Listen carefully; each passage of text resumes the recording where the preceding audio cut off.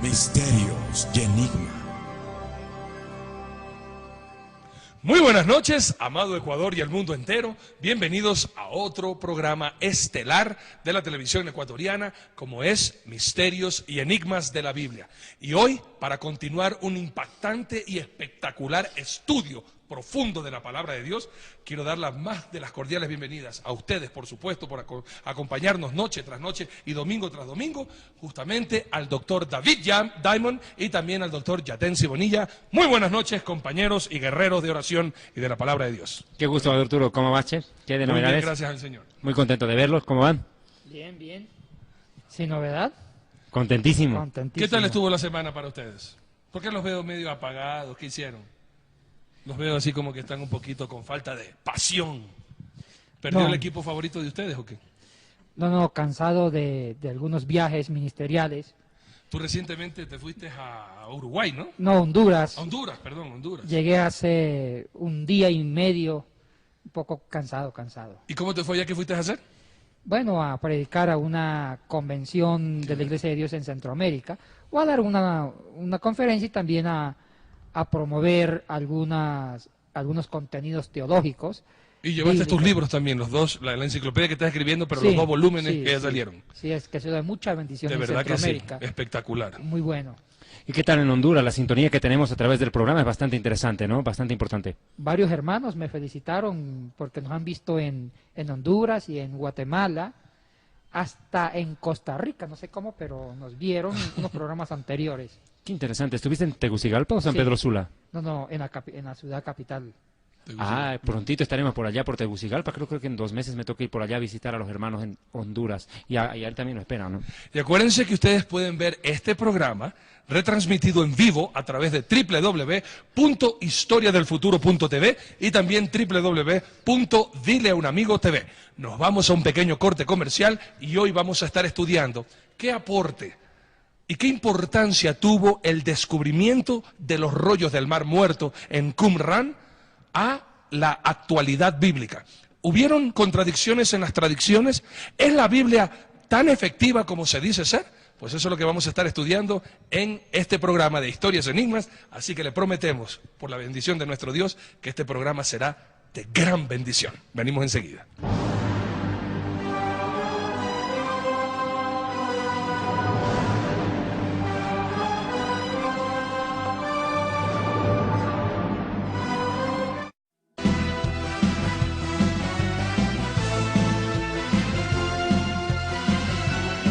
Ministerio Evangelístico Internacional Kedushá, Santidad, presenta Jerusalén y la Tierra Prometida, el plan de Dios para Israel y el fin de los tiempos en Historia del Futuro.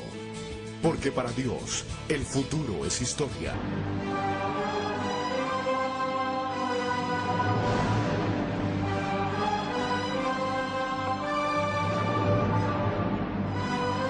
Gracias por continuar con nosotros en este su programa Misterios y Enigmas, que dicho sea de paso usted lo puede ver en www.historiadelfuturo.tv y también la otra dirección electrónica www.dileunamigo.tv. Usted la puede ver y muy pronto estaremos haciendo programas en portugués para nuestros hermanos de Brasil y de Portugal. Arturo, me estaba llamando la atención hace un ratito, algo llamativo en tu mano. ¿Qué significa esa pita roja que tenés? Yo sabía que las abuelitas se amarraban eso para acordarse de algo. ¿Qué es eso? Me rayaron, me dijeron abuelita, pero está bien, mire que aquí les vamos a enseñar sobre el perdón, la tolerancia y la paciencia. El amor y la paz. El amor y la paz. Mire, esta pulserita me la regaló Hernán, y Hernán es un hermano que está aquí en la iglesia y él sirve también como conserje, y él lo hizo con tanto amor, y yo todo lo que me regalan, pues yo justamente Se lo coloca. lo coloco y lo modelo. Hernán, es soldado de Cristo, es un rapero. Es de verdad un muchacho impactante, ama mucho al Señor y ha escrito muchas canciones para el Señor. Ah, qué interesante. Entonces, saludos para él. Bien, entremos en tema. Y no soy abuelita. Ah, no sos abuelito. No, abuelito. Sos. Abuelito. Pero el temperamento. Y yo tengo barba, no como... Bueno, pero en fin. Como él. O estudiaron manuscritos o los copiaron. Ellos dejaron una doctrina interesante que fue la base para la iglesia en sus orígenes.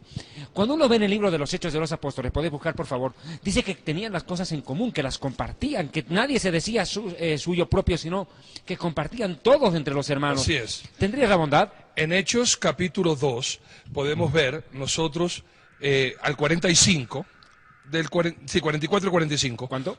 Hechos 2, 44 y 45.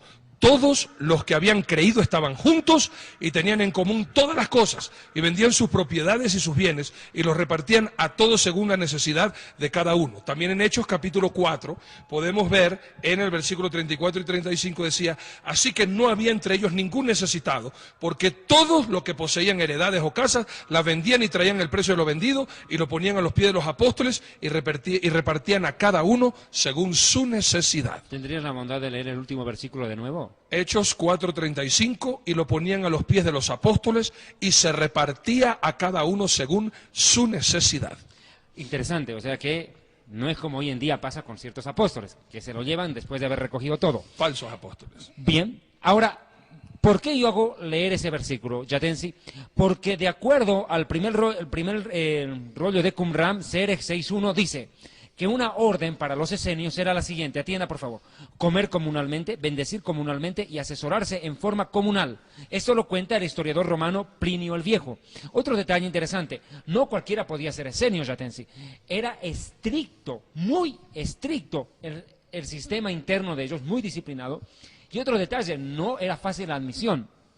Por tanto, los esenios, como tú dijiste en un programa anterior, no eran muchachillos que no sabían qué hacer, eran gente muy erudita, muy culta, muy preparada a la luz de la palabra y sobre todo con la espera de un Mesías sufriente. Sí, realmente esa comunidad escénica que aparece hacia el siglo II a.C., con la época de los macabeos, y bajo el gobierno tirano de los griegos seleucidas. Ptolomeo. Ptolomeo eran otro grupo de griegos.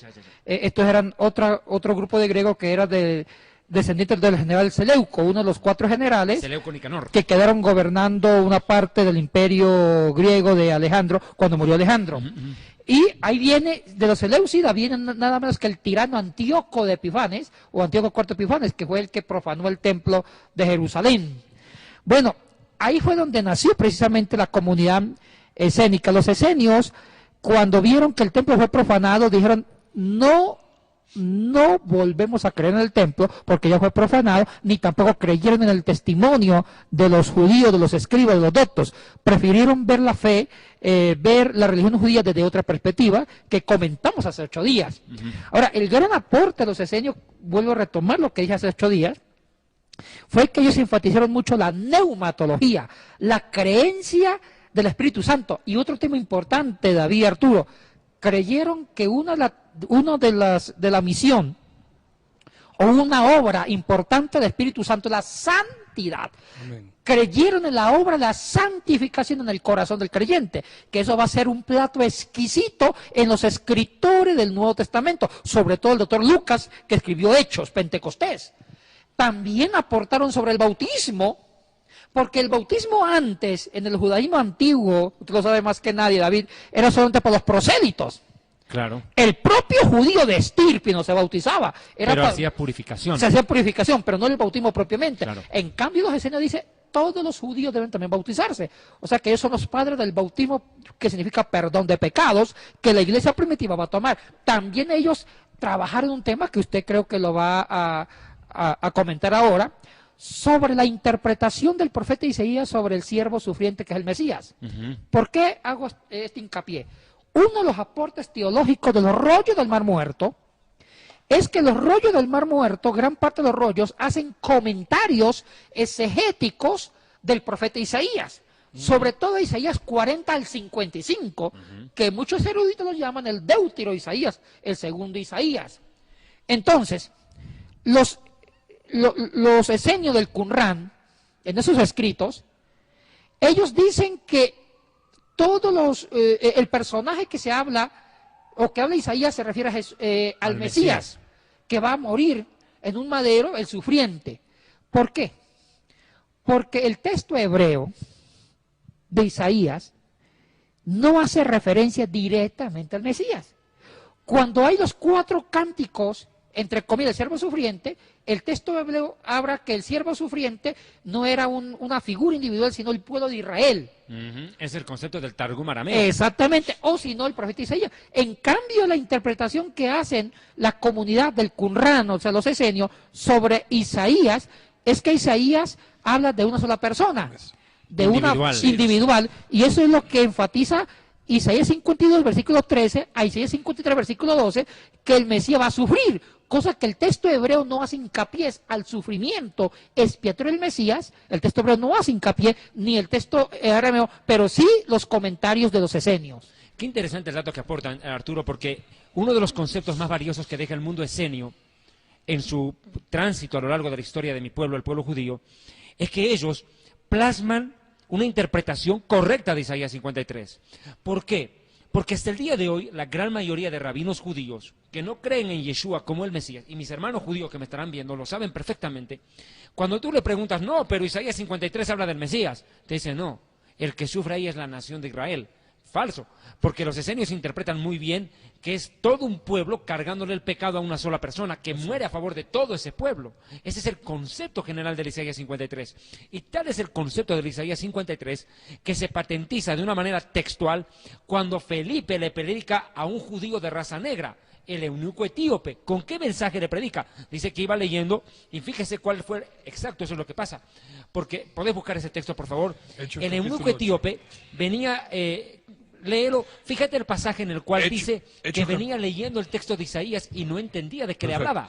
Hechos capítulo 8, vamos a leer desde el 30 hasta el 33, que dice, acudiendo Felipe, le oyó que leía el profeta Isaías y dijo, pero ¿entiendes lo que lees? Él le dijo, ¿y cómo podré si alguno no me enseñare? Y rogó a Felipe que subiese y se sentara con él.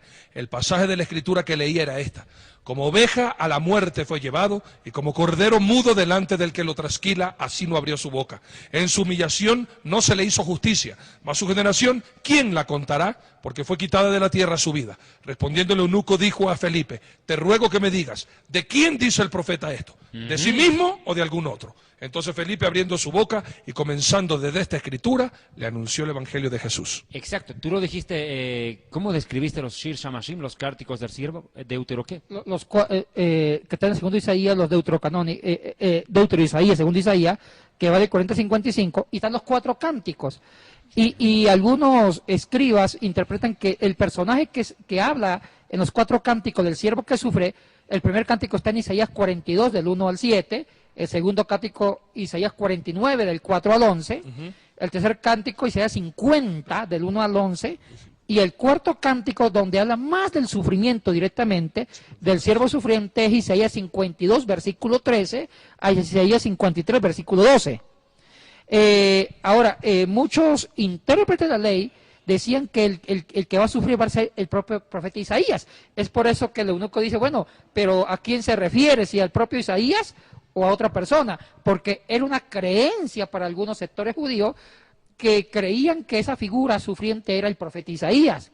Y es por eso que una de las contribuciones más hermosas de los rollos del Mar Muerto es ayudar a entender que la figura que habla Isaías del que sufre no se refiere ni al pueblo de Israel, ni tampoco se refiere a Isaías, sino a otra figura que se relaciona con Jesucristo. Y otro detalle que quiero resaltar, acordate que se creó un verdadero problema con la interpretación del Isaías 9.4, que habla aquí que la Virgen concebirá, no es ese el Isaías 7.14, y niño nos es dado, príncipe de paz.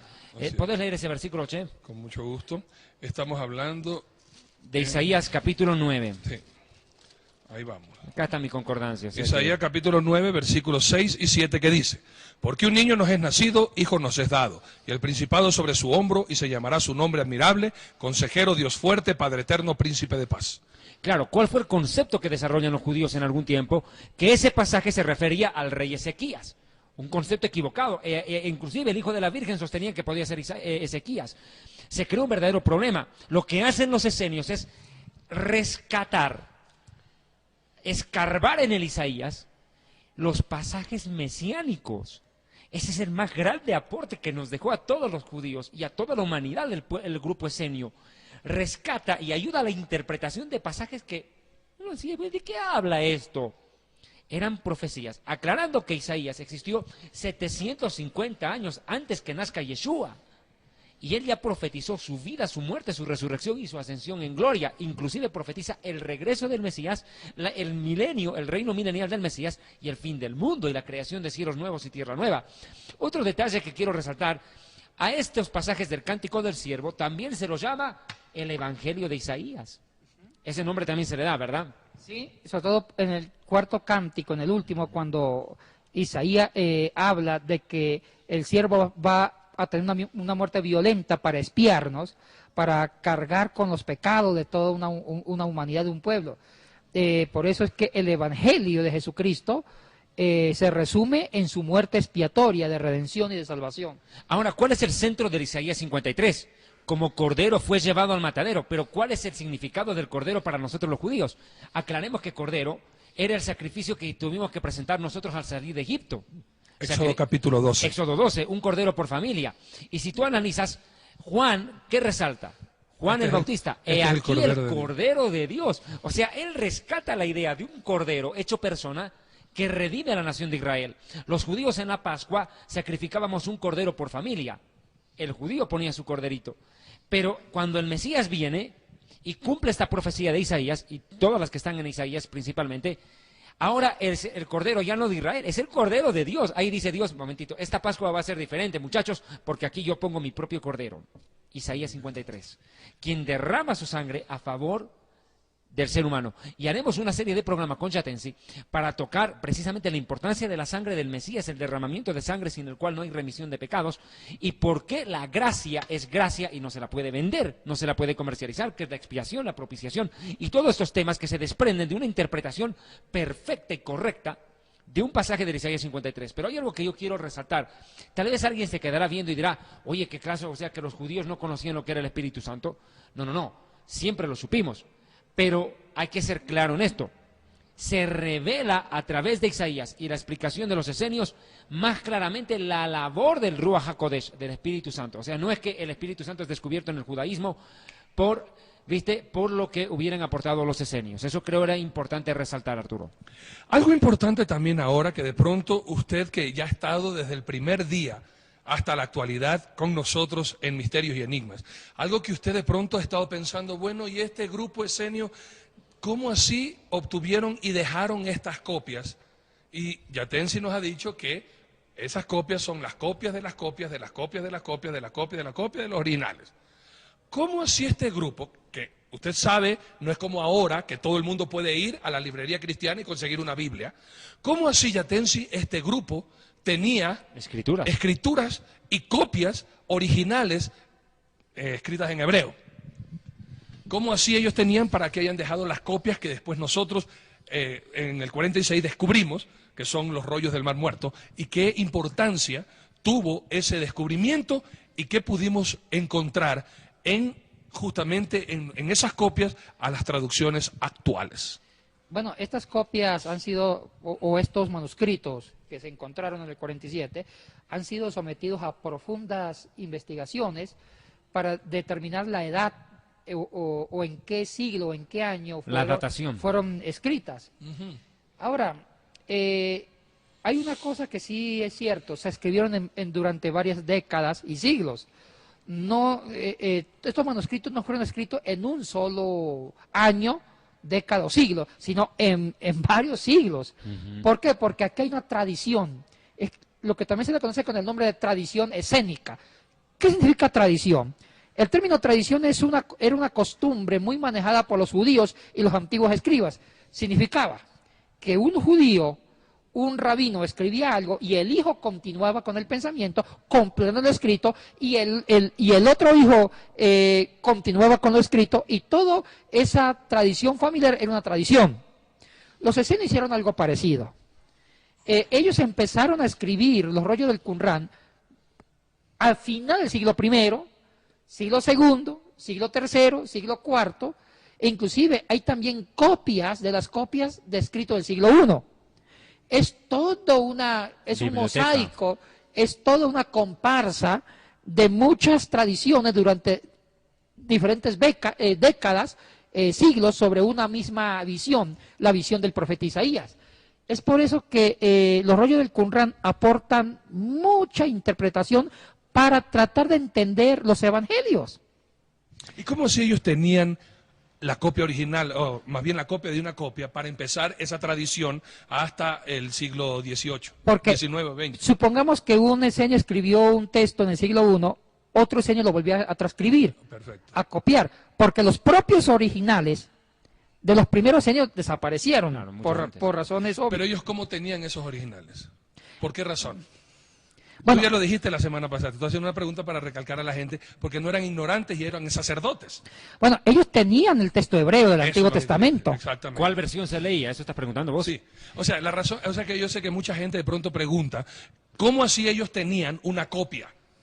Para a partir de ella copiar las otras. Así es. Ya. ¿Por qué razón ellos tenían? Y la razón era, si Sí. no me equivoco, es porque ellos también eran sacerdotes y eran personas inteligentes, sabias, y a través de eso ellos tenían las copias para poder de ahí hacer y continuar esta tradición de copia. Lo más seguro, Arturo, que ellos tenían la versión del Antiguo Testamento en un hebreo sin vocales. Ya. O sea, que no era un hebreo masorético, que eso va a ser 7 siglos después de Cristo. Perfecto. Ellos usaban un texto hebreo sin vocales que desconocemos cómo fue ese hebreo, porque todas las evidencias del Antiguo Testamento de un hebreo sin vocales desapareció. La única forma de saber el texto hebreo es con el texto masorético de los siglos 6 al día después de Cristo, o también de una versión arameica en arameo, que es un targum. Lo único cierto es que ellos investigaron muy bien. Yo todavía no entiendo por qué a ellos les gustó al profeta Isaías. Todo experto en Nuevo Testamento y en Mateo o en los Evangelios debe ser un experto en Qumran, porque el Qumran hace grandes interpretaciones sobre la figura del Mesías en base a Isaías en relación a los Evangelios. Son casos bastante curiosos y yo creo que uno de los aportes de la comunidad del Qumran es tratar de ver la figura redentora en forma más enfática de recalcar la muerte violenta del siervo sufriente de Isaías 53. Y más allá de su muerte violenta, su muerte y resurrección. Así es. Algo importante también, por muchas personas en la actualidad, y escuche bien esto, por favor, porque muchas personas dicen, ¿por qué voy a leer ese libro? Si ese libro no tiene ningún poder ni ninguna autoridad y es un libro muy viejo, Hablando ¿cómo de la sé Biblia. yo, y hablando de la Biblia, cómo sé yo que este libro es veraz? ¿Qué acotación importante hizo el descubrimiento de los manuscritos del Mar Muerto en comparación a lo que fue escrito 2 siglos después de Cristo y que eso fue encontrado, a la actualidad en el libro de Isaías? ¿Lo que tenemos nosotros sigue siendo interpretado correctamente o lo que fue escrito ahora con las diversas traducciones se perdió totalmente la misma idea?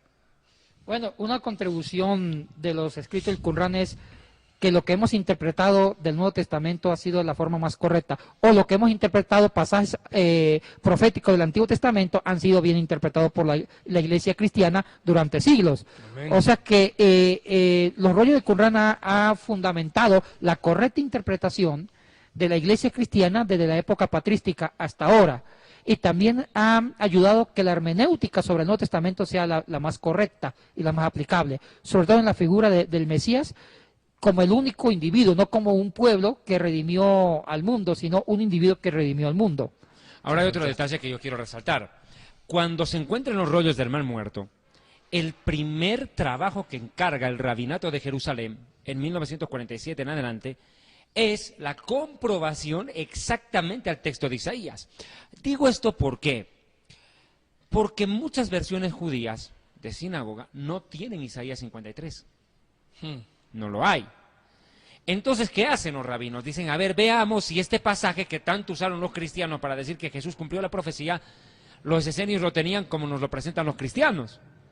Entonces, el aval no viene ni siquiera del cristianismo, viene del mismo pueblo judío, del judaísmo rabínico actual, cuando manda a hacer una investigación y un texto comparado entre el hebreo de Isaías que se maneja y comprueban si están todos los capítulos de la Biblia y se hallan con que el Isaías 53 de los esenios es el mismo Isaías 53 que tienen ellos. Qué increíble. Eso es importante. Desde el corte publicitario estaremos hablando sobre un temita bien interesante, como una pregunta nomás. ¿Desde cuándo pues la Biblia tiene capítulos y versículos? Eso también me interesa saber. Y eso lo vamos a saber inmediatamente que vengamos de este pequeño corte comercial. No se vaya.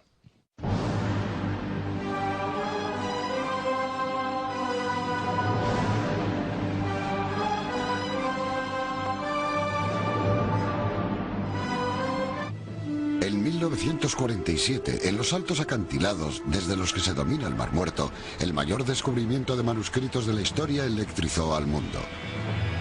Los manuscritos del Mar Muerto se escribieron en la época del nacimiento del cristianismo. Los eruditos casi no se podían creer su buena fortuna. Esperaban que finalmente pudiera haber pruebas del histórico Jesús. Más de 50 años, la búsqueda de ese vínculo ha sido difícil.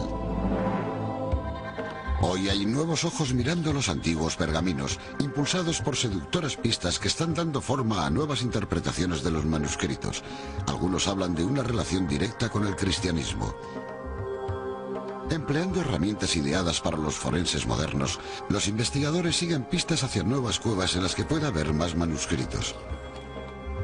Otros eruditos vuelven a investigar los manuscritos utilizando el ordenador y rayos infrarrojos para descubrir palabras que antes eran invisibles.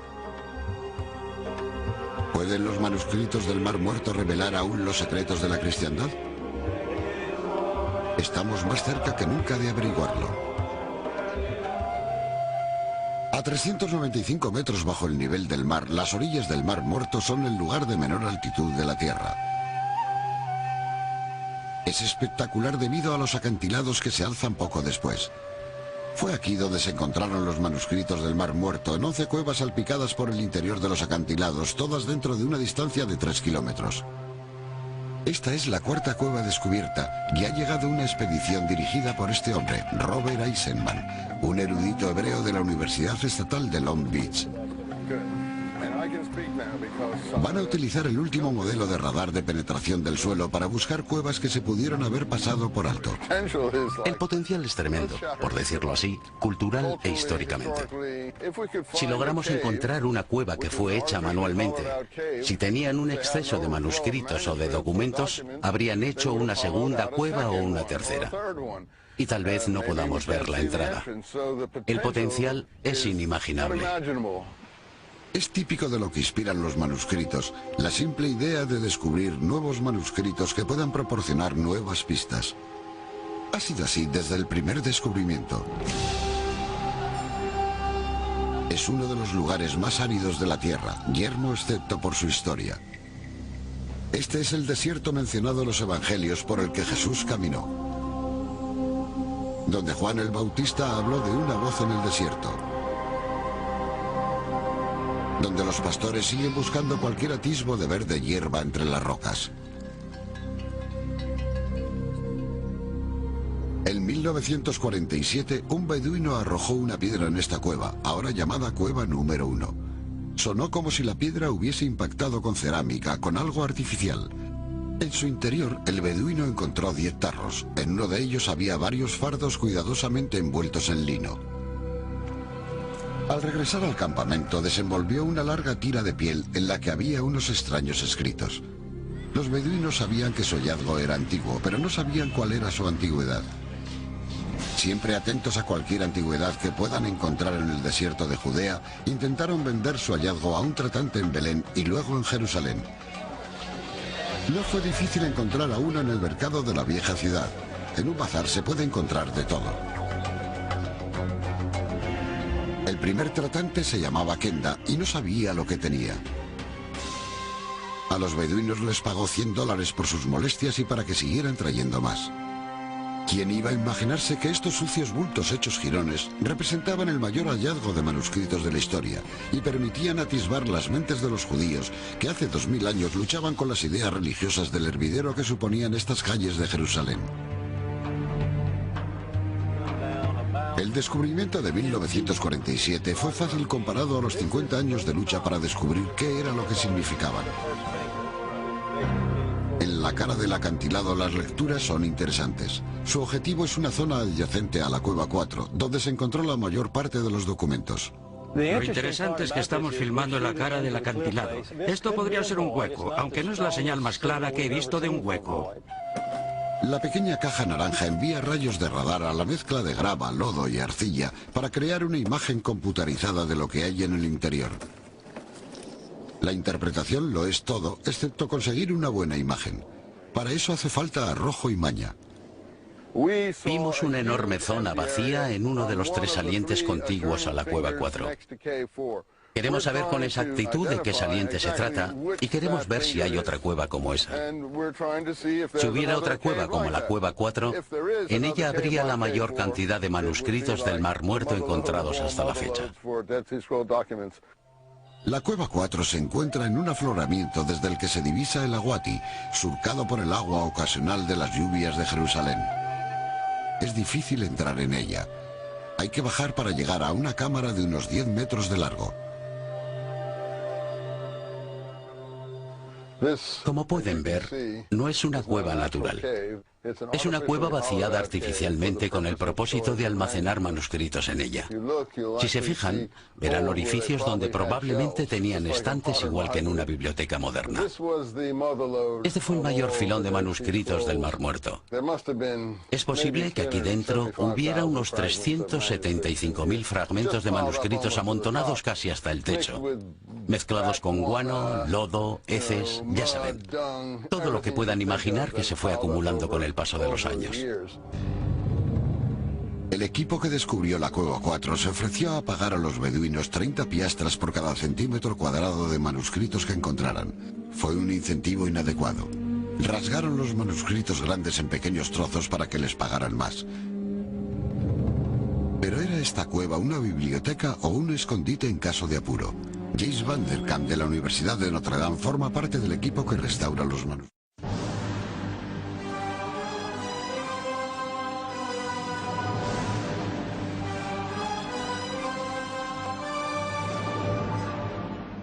Gracias, amigos televidentes, por seguir en este programa Misterios y Enigmas, que usted lo puede ver, lo repito una vez más, a través de www.historiadelfuturo.tv y www.dileunamigo.tv. A su vez, usted puede escribirnos al correo que aparece en pantalla de misteriosenigmas@yahoo.com. Amigos televidentes, decíamos en el bloque anterior que los esenios aportaron bastante a la historia. Lo habíamos dicho en un programa anterior. Juan el Bautista muy probablemente fue esenio. Es más, un gran alto porcentaje. Podemos afirmar que Juan el Bautista surge del medio de los esenios. Pero los esenios no solamente desarrollan el concepto de un Mesías sufriente, Yatensi.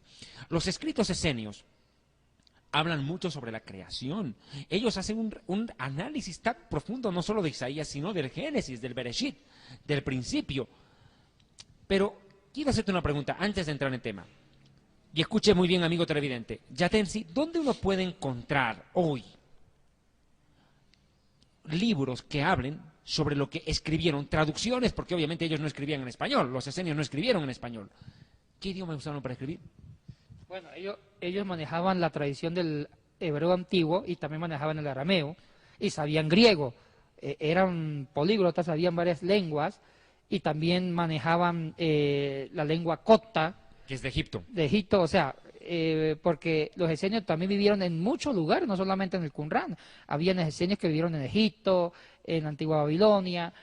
Fue una comunidad que también estuvo en la diáspora, radicándose en otros territorios lejanos de Jerusalén para vivir una comunidad muy, ¿cómo se dice?, entregada como estilos los monjes actuales de la edad antigua, entregado a una vida de consagración a Dios. Quiero hacer una aclaración. Usted escuchó una parte que dijo Yatensi, ¿qué? Diáspora. Los judíos lo llamamos galiut, es el exilio, es decir, que nos llevaron forzadamente a vivir a tierras que no son las nuestras, o sea, nos obligaron a vivir en países que no son los nuestros. Eso es la diáspora. Yatensi, yo tengo una preguntita acá. ¿Uno puede encontrar ese material? Sí. ¿Cómo y dónde? Ya está traducido al español. Mire, no ¿Y qué tal tiene digna la traducción? No todos los rollos del Qumran han sido traducidos a las lenguas modernas, porque algunos rollos fueron destruidos, lo encontraron deshechos, descompuestos, que ni la propia ciencia han podido restaurarlos. Y es más, otros que han estado bastante buenos, tampoco se han entendido la caligrafía, porque esos rollos no fueron escritos en máquina de escribir, no se escribieron en computadora, en un programa con letra derecha, fueron manuscritos hechos a mano. ¿En papiro? En papiro, y muchos de ellos ya son letras ilegibles. Entonces, miren, no sé si exagero, pero solamente se ha logrado reconstruir el contenido de un 70% de los rollos del Mar Muerto. O sea que hay un 30% del contenido de los manuscritos que no se pudieron recuperar por muchas razones. ese es un gran problema. Ahora, también hay unos manuscritos de las cuevas del Qumran que hablan sobre Génesis. Usted tocó el tema de la creación. Y gracias a los rollos del Qumran se aclara que el Bereshit bara Elohim no era Bereshit bara Elohim, sino Bereshit baró Elohim. O sea, dando a entender que Dios empezó la obra creadora, pero la obra creadora continúa con el trabajo del hombre. El hombre ayuda a construir el mundo. Ese fue otro giro teológico que iluminó, que fundamentó el trabajo humano. Que Dios hizo la primera creación y el hombre sigue construyendo. Entonces, ese fue otro texto de Génesis capítulo 1, los primeros versículos sobre la creación, o sea, y temas así, e inclusive sobre el decálogo.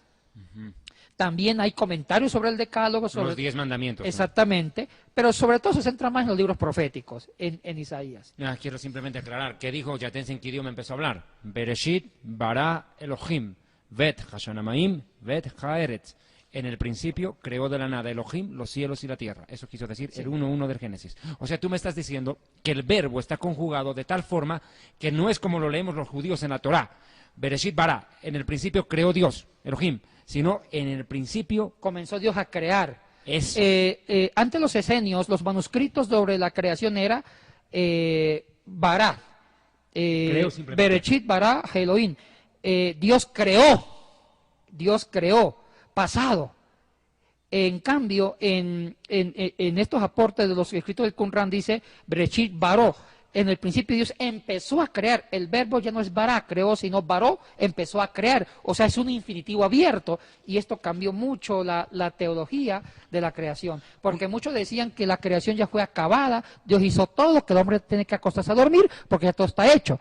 Pero los esenios demuestran que Dios hizo la materia prima y empoderó al hombre cuando dijo, hagamos al hombre a nuestra imagen y semejanza para que sometan y juzguen la creación. O sea, que el hombre sigue construyendo y eso está más acorde al aporte de los esenios. Una de las cosas que no dijiste es dónde la gente puede conseguir estas traducciones que preguntó David de los rollos de Qumran al español. Él preguntó en qué partes aquí en el Ecuador nosotros podríamos conseguir libros de las traducciones reales de los rollos del Mar Muerto al español. Hay una librería católica muy famosa.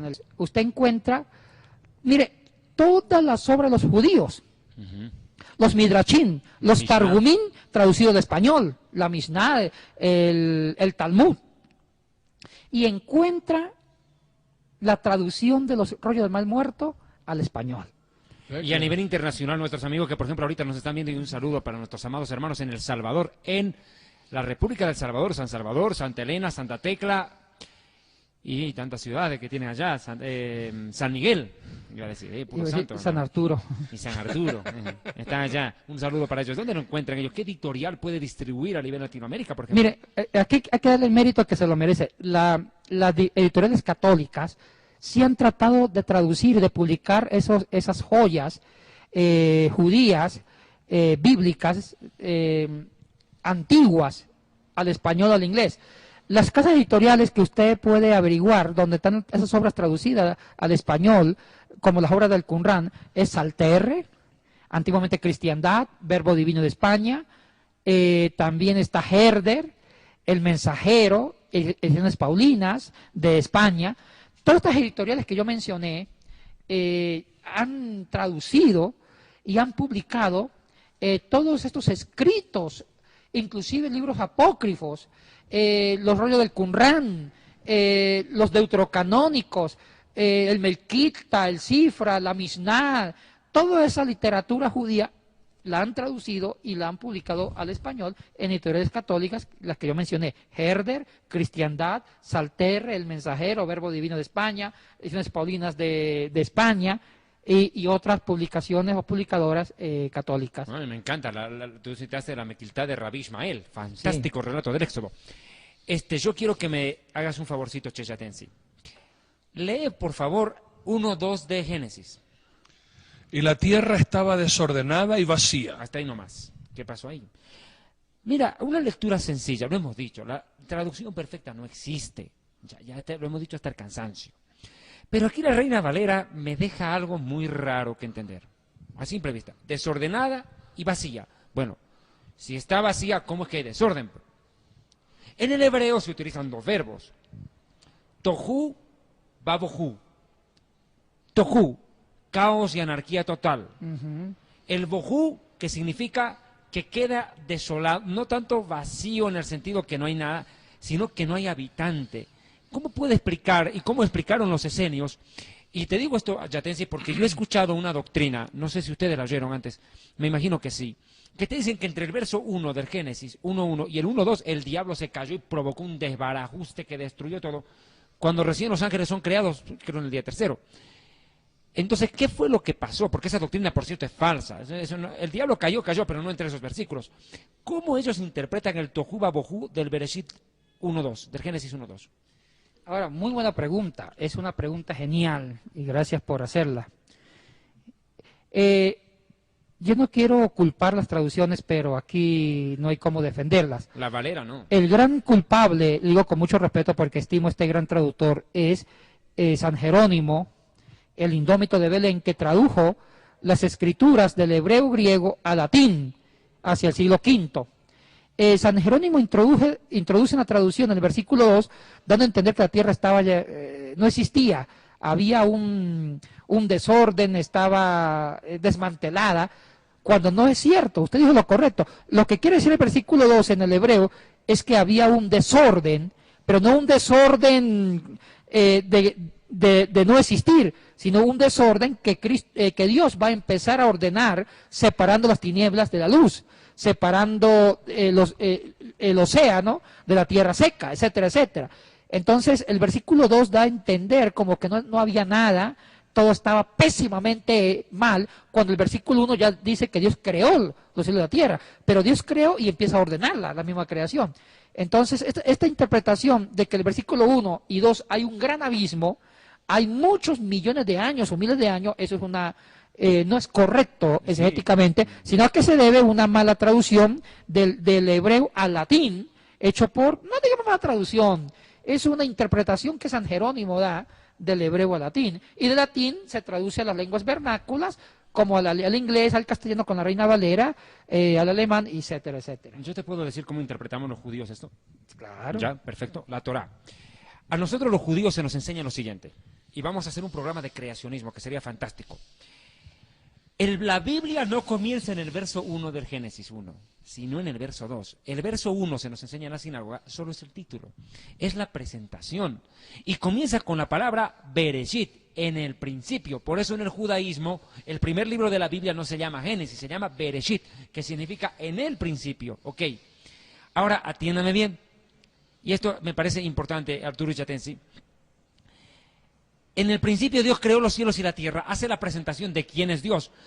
Cuando se traduce la Septuaginta, Yatensi, al griego, colocan Dios en el principio creó, o sea, colocan Dios como primera palabra, pero eso no es en el original. ¿Por qué se produce esto? Según el judaísmo nos enseñan esto. A los judíos no nos interesa saber quién ha creado el universo, no nos interesa, porque ya lo sabemos, es Elohim, bendito Dios. A los judíos lo que nos interesa saber es cuándo. Por eso comienza la Biblia respondiendo a la pregunta ¿cuándo creó Dios los cielos y la tierra? Sino ¿quién? Y no la pregunta ¿quién creó? Por tanto, la Biblia comienza en el principio. Ahí se crea el tiempo, el movimiento, la materia y el espacio. ¿Ok? Y en el verso 2 arranca recién la Biblia como tal. En el verso 1 presenta al autor, que es Dios, el tiempo en el principio y la cosa creada por su poder. El cielo y la tierra. Punto. Pare de contar. Es como agarrar, Miguel de Cervantes Saavedra. Libro, El Quijote de la Mancha, Barcelona, España, 1700 tanto, listo. Pero aquí no habla nada en la tapa, no habla de la Dulcinea, no habla de Rocinante, no habla de nada. Eso recién comienza en el texto. Ahora, ¿qué ocurre en el verso 2? Tohu Babohu empieza en el caos y luego se va formando, pero no había habitantes. Es un estudio muy profundo que lo haremos en su momento.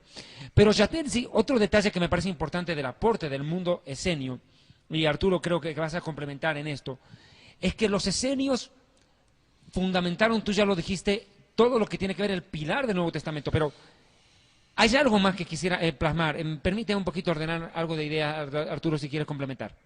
Sí, justamente es importante ahora, y mientras estabas hablando los dos, vino de pronto a mi cabeza un pensamiento, y hay que también puntualizar para no dejar cabos sueltos. Tú decías, los dos decían, que en el principio creó Dios el cielo y la tierra. Los cielos y la tierra, pero que también después la ordenó. ¿Podría caber la idea de la evolución dentro de la tierra? Que ese Big Bang que ellos no pueden explicar, de que se crea el desorden, podría caberse y cristianizar una idea mundana de que la evolución viene y que primero Dios hace ese Big Bang y después comienza a organizar todas las cosas, para dejar bien claro y no dejar cabos sueltos, porque alguien podría pensar, o sea que en el principio creó Dios y después se comenzó a organizar. Quiere decir que de pronto Dios tuvo que venir a organizar algo que Él de pronto no permitió que existiera, y existió a través de una explosión, como es la teoría de la evolución, y comenzamos a cristianizar una idea mundana, filosófica dentro de la Biblia de Yatensi. No, nada. La evolución que presenta inclusive Charles Darwin es desde el punto de vista de la biología, que las células internamente van evolucionando, que los seres que tenían una célula evolucionaron, tuvieron más células unicelulares, y van creciendo, se van desarrollando, se van multiplicando. O sea, la evolución se ha desarrollado más desde el punto de vista de la biología. En la creación de las especies evolucionaron. Claro. Pero aquí no se está hablando de la evolución de las especies, sino que el mismo Dios ordena, que es diferente a una evolución. O sea, no se aplica. Y esto es muy importante para los estudiantes. Y estoy seguro que alguna mamita y papito tienen que haberle dicho, ve, escucha bien esto. Y esto es importante recalcar. Mientras que la evolución enseña que automáticamente y autosuficientemente la naturaleza se evoluciona, y que eso de verdad de una célula se comienza a hacer una multiforme creación, es más fácil tener fe en lo que Dios ha dicho que en lo que el hombre ha creado con su mentalidad, ¿verdad, Yatensi y David? Sí. Claro, y hay que entender una cosa, que dentro de la ciencia, para que una teoría sea aceptada como valedera, se tiene que repetir el mismo fenómeno más de una vez, y ellos no pueden demostrarlo porque ni siquiera lo pueden repetir. Entonces eso queda comprobado, que la creación la empezó Dios y la continúa haciendo el hombre por revelación, inteligencia y sabiduría que Dios proporciona a la humanidad, Yatensi y David. Sí, señor. Yo tengo una pregunta, Yatensi, que me han hecho en algún momento.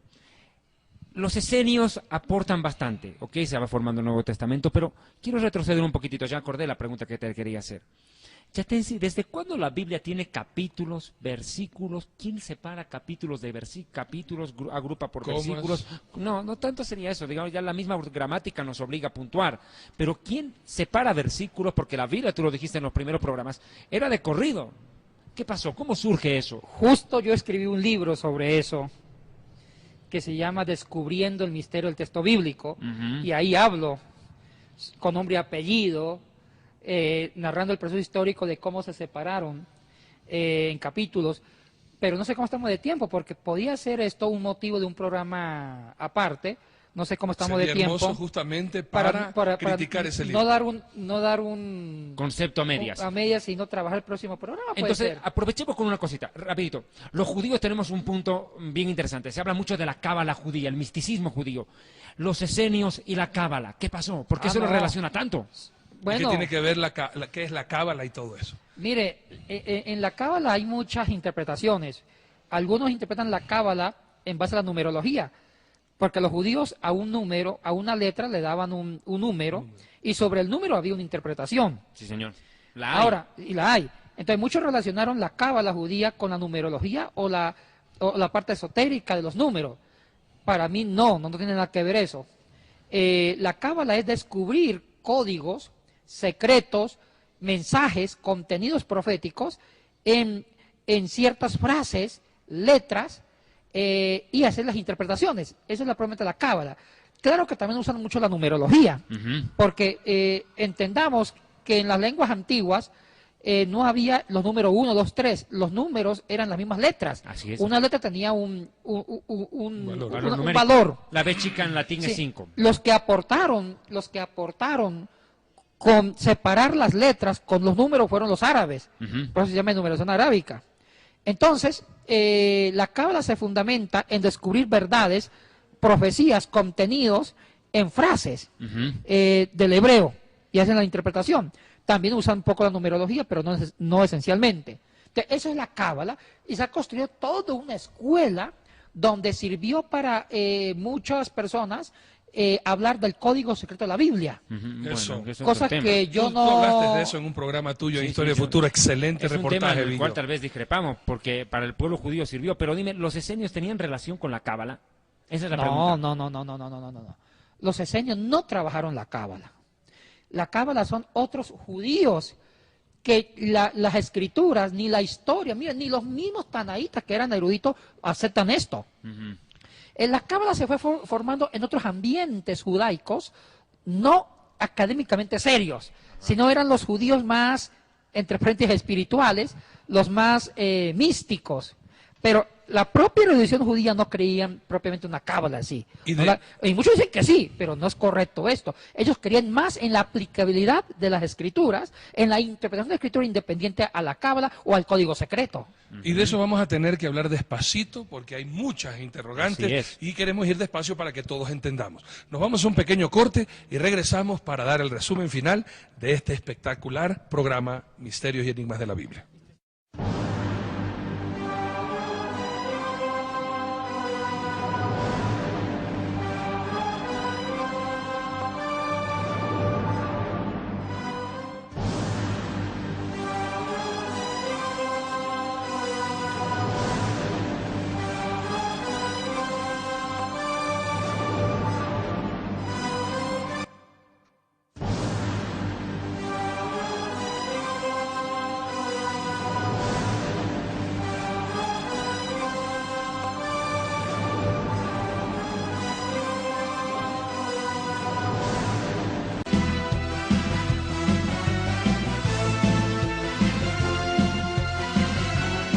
Ministerio Evangelístico Internacional Kedushá, Santidad, presenta Jerusalén y la Tierra Prometida, el plan de Dios para Israel y el fin de los tiempos en Historia del Futuro.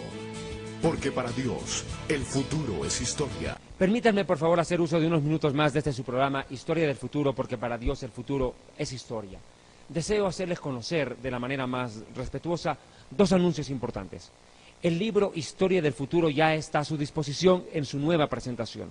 Ustedes pueden adquirirlo en su país de origen haciendo un depósito a la cuenta que aparece en pantalla en este momento y nosotros se lo haremos llegar inmediatamente. Segundo anuncio. El programa Historia del Futuro ha tenido una gran acogida y es por eso que quiero agradecerles infinitamente, porque no solamente en Puerto Rico, en la Unión Americana, Guatemala, Centroamérica, han estado nuestros televidentes escribiéndonos en estos meses, sino de lugares tan lejanos en Asia, África y Europa, que están sintonizando su programa Historia del Futuro, que se difunde por este medio de comunicación, la Cadena del Milagro Internacional, dirigida por nuestro amado consiervo Gille Ávila. Pero, como ustedes entenderán, para poder seguir pagando y sufragar los gastos de producción y de difusión del mismo, necesitamos su cooperación. Si Dios pone en su corazón cooperarnos, por favor, no lo dude, no piense dos veces. Necesitamos de su ayuda urgentemente para poder seguir cancelando los costos que obviamente demandan la difusión de este programa televisivo que tanto interés ha despertado en el mundo entero, porque debido a las enseñanzas escatológicas la gente está despertando, la iglesia está despertando, preparándose en santidad porque Yeshua viene pronto. Amados hermanos, ustedes pueden hacerlo depositando a la cuenta que tienen en pantalla. Muchísimas gracias de verdad por todo su apoyo, por todo su cariño, y si el Eterno lo permite, muy pronto estaremos con ustedes en Puerto Rico. Muchas gracias.